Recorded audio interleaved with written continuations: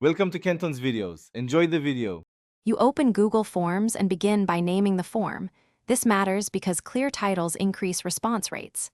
Next, plan required fields, email, date, numeric values, so you capture consistent answers.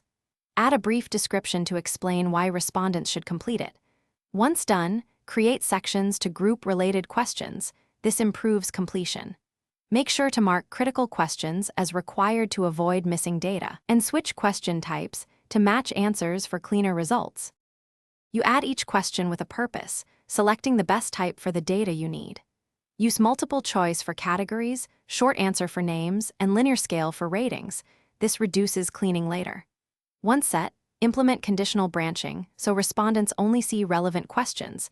This improves user experience and data quality.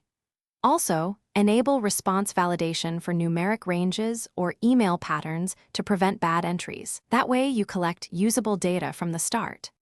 You choose where responses go, link to Google Sheets for live analysis, or keep within Forms for summary charts.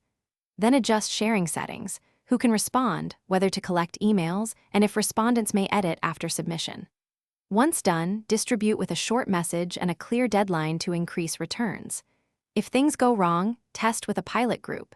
If responses are missing, check validation rules and required fields first. Those are the usual culprits. Thanks for watching. Consider subscribing if we helped you.